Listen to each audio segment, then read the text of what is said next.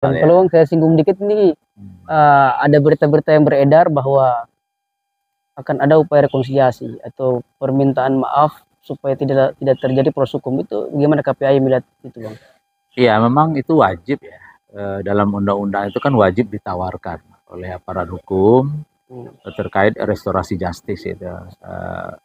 Dengan syarat tentu ada pertemuan keluarga pro korban dengan keluarga pelaku dan termasuk juga anak korban anak pelaku. Nah di sanalah kalau memang misalnya keluarga korban memaafkan maka bisa diversi karena syaratnya kan mencukupi ya, misalnya Diversi itu apa itu, Bang? diversi itu kan menyelesaikan proses pidananya itu di luar pengadilan. Jadi tidak melalui proses pengadilan gitu ya. Dan itu syaratnya ada ya, misalnya syaratnya itu tuntutannya tidak lebih dari 7 tahun. Kalau kita lihat proses ini kan 12 tahun ya. Ada syaratnya juga ternyata. Kemudian yang kedua, tidak merupakan pidana berulang ya, artinya pelaku itu tidak berurusan dengan polisi tidak ada gitu sebelumnya. Assalamualaikum warahmatullahi wabarakatuh. Kita berjumpa lagi dalam Info Show. Seperti biasanya tidak ada bosan-bosannya untuk bagaimana bisa memberikan pencerahan-pencerahan publik dengan berbagai narasumber-narasumber di bidangnya masing-masing. Dan kali ini kita akan bicara tentang satu institusi di Indonesia yang memang sangat berperan penting dalam dalam mengawasi, memberikan perlindungan hukum terhadap anak-anak bangsa yang kemudian terlibat masalah, itu terutama tentang masalah anak ya Bang ya. Sudah hadir bersama dengan saya hari ini Wakil Ketua Komisi Perlindungan Anak Indonesia, Bang Dr. Jasra Putra SFIL-I MPD. Gimana kabarnya Bang Jasra? Alhamdulillah sehat. Siap. Jadi sekali lagi beliau adalah Wakil Ketua KPAI.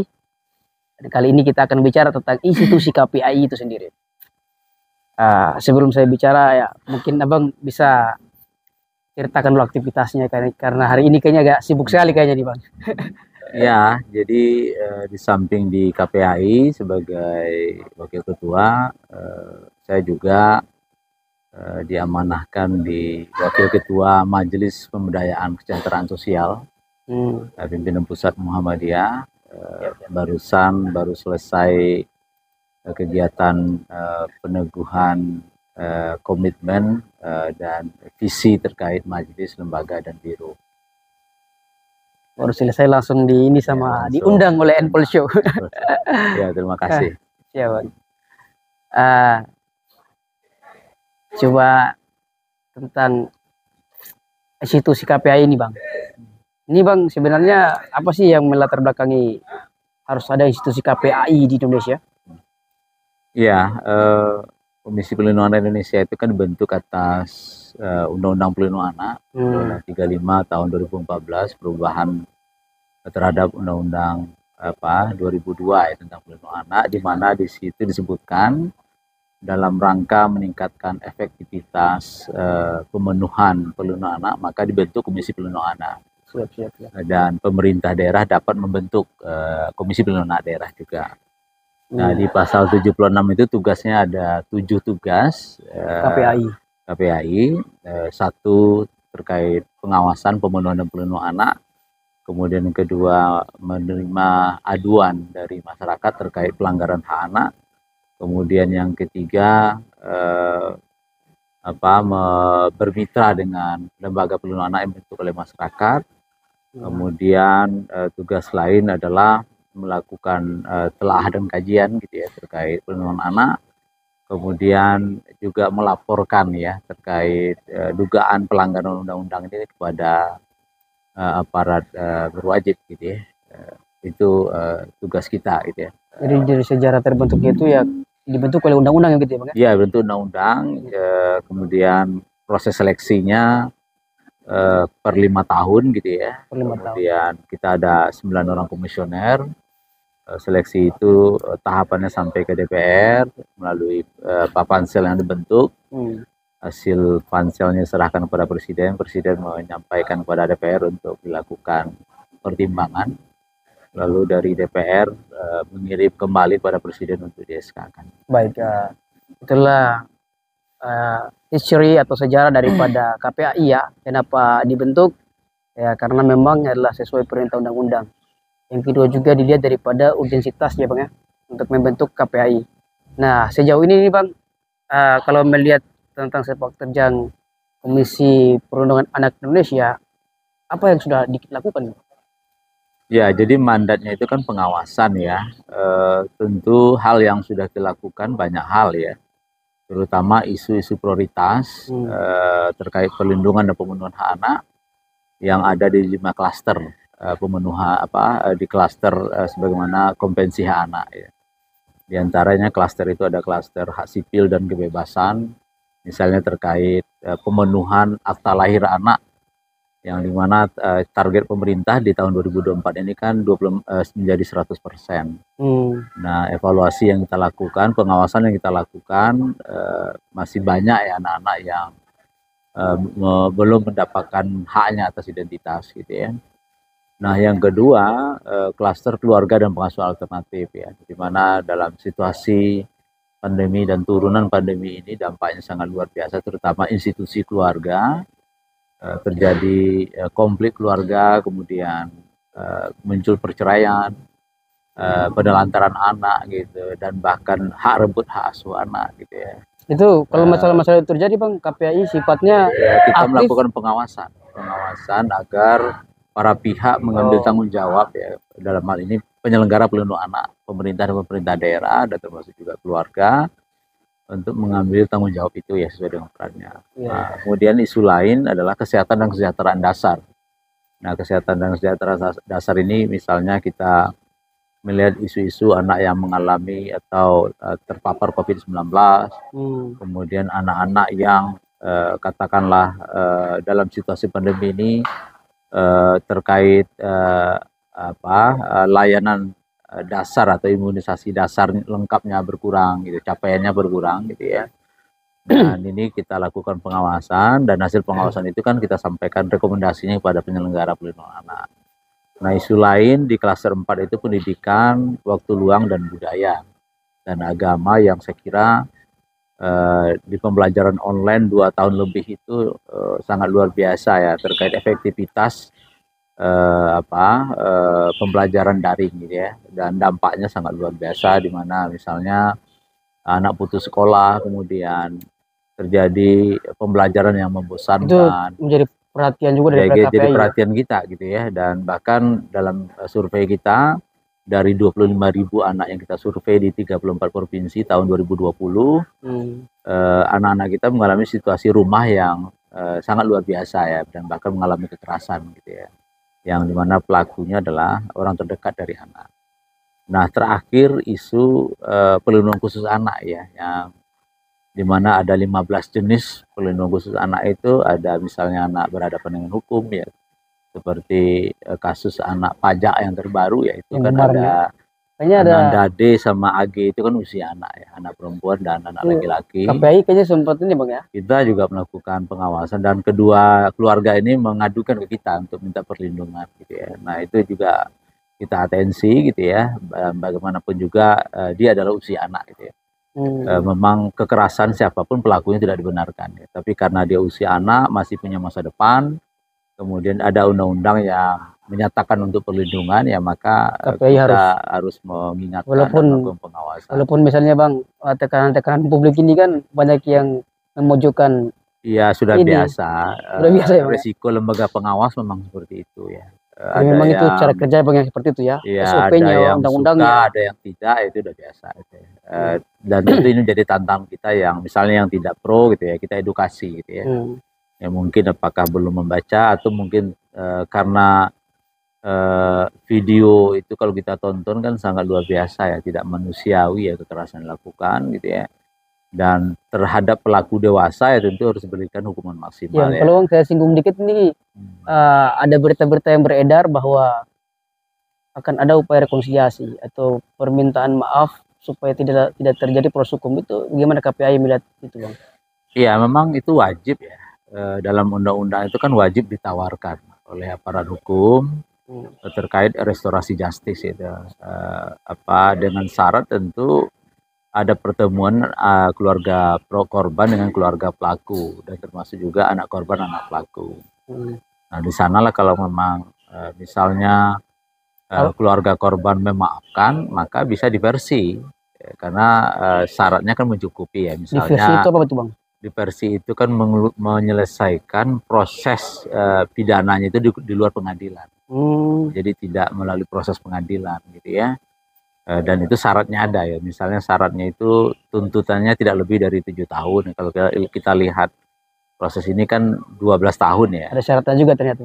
Kemudian yang kedua, tidak merupakan pidana berulang ya. Artinya pelaku itu tidak berurusan dengan polisi tidak ada gitu sebelumnya atau residivis dan sebagainya. Nah, kemudian di samping syarat itu keluarga korban mau memaafkan, tapi kalau tidak ya tertutup, maka proses hukum jalan.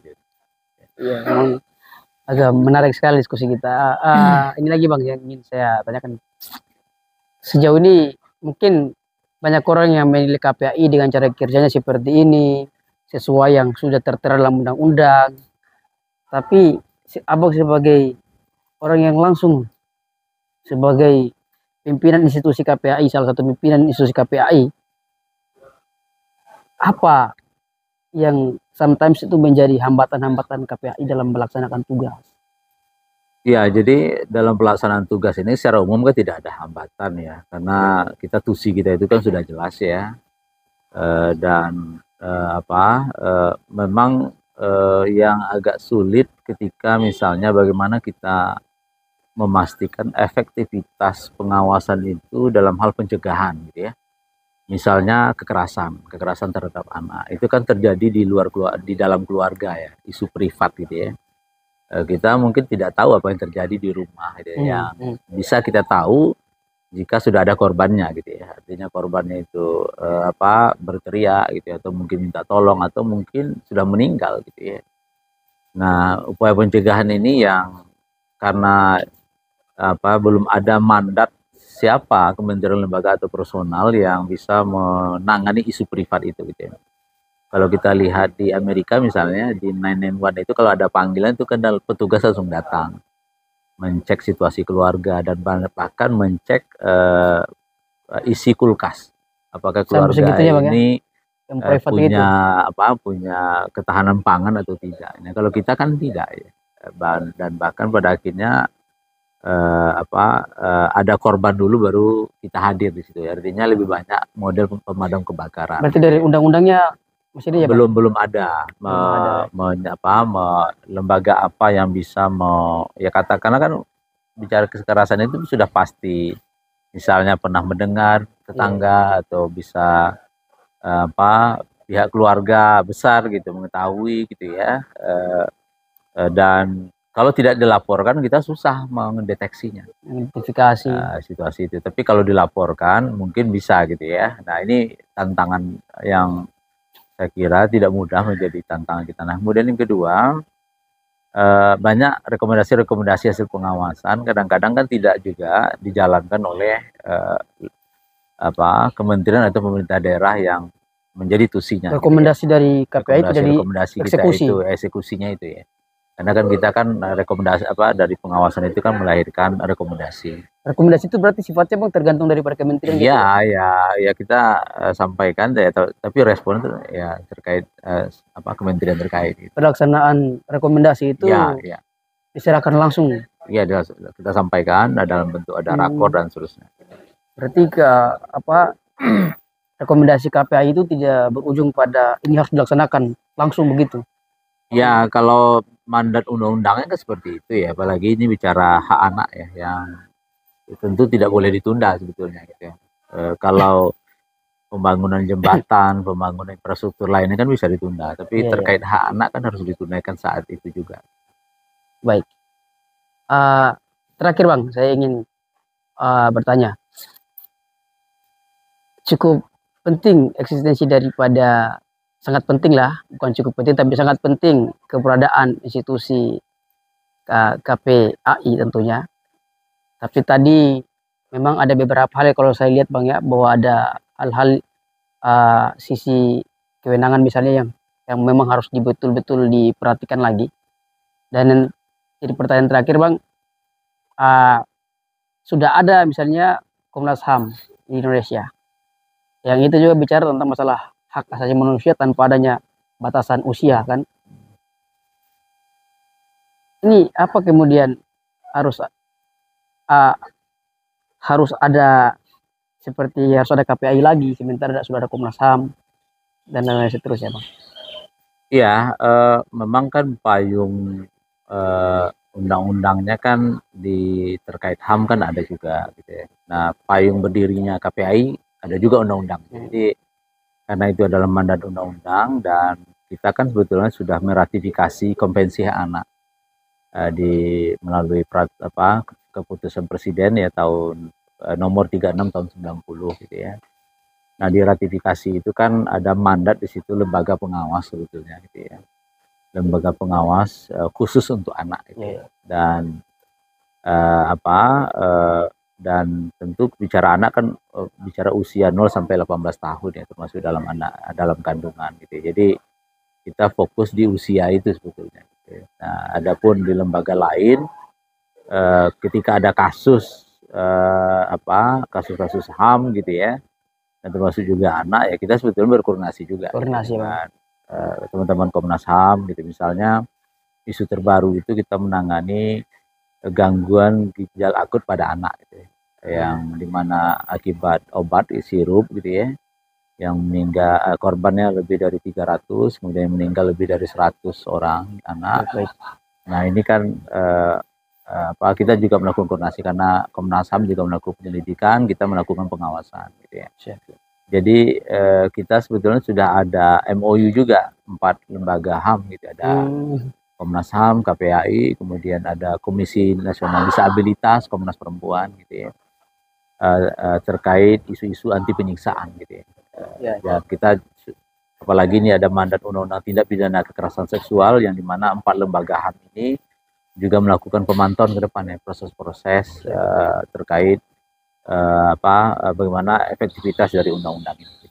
Baik, inilah mungkin yang dapat kita diskusikan pada kesempatan kali ini, dan untuk yang sudah disampaikan tadi semoga dapat memberikan kita banyak pelajaran, banyak manfaat. Dan terakhir closing statement dari Bang Jasra ini apa nih Bang? Iya, Bapak Ibu, keluarga di Indonesia gitu ya, anak Indonesia itu jumlahnya 84,3 juta, sepertiga dari jumlah penduduk gitu ya, yang saya kira ini adalah generasi kita ke depan yang menggantikan peran-peran kebangsaan. Kita berharap generasi unggul atau generasi emas ini memang betul-betul bisa kita wujudkan. Amin. Syaratnya adalah tentu komponen sistem perlindungan anak bisa bergerak secara bersama-sama. Di sana ada keluarga, ada orang tua, ada wali, ada pemerintah dan pemerintah daerah, ada dunia usaha, teman-teman media gitu ya, untuk saling berkolaborasi dalam rangka kepentingan terbaik bagi anak Indonesia. Dan sekecil apapun peran itu sangat berarti bagi anak-anak dalam memastikan tumbuh kembangnya bisa berjalan secara optimal. Terima kasih. Baik, terima kasih Bang Jasra sudah membersamai kita di Endpool Show. Kita doakan beliau semoga sehat-sehat selalu. Amin, amin, amin. Ke depan segala ikhtiar dan niat baik beliau semoga dilancarkan oleh Sang Pemilik Langit dan Bumi. Amin. Dan yang terakhir untuk beliau yang sedang menjabat sebagai Wakil Ketua KPAI, Komisi Perlindungan Anak Indonesia, semoga ke depan KPAI bisa lebih maksimal dan tentunya bisa menjawab keresahan-keresahan problematika anak di Indonesia. Sekian, kita berjumpa dalam Endpool Show yang akan datang. Assalamualaikum warahmatullahi wabarakatuh.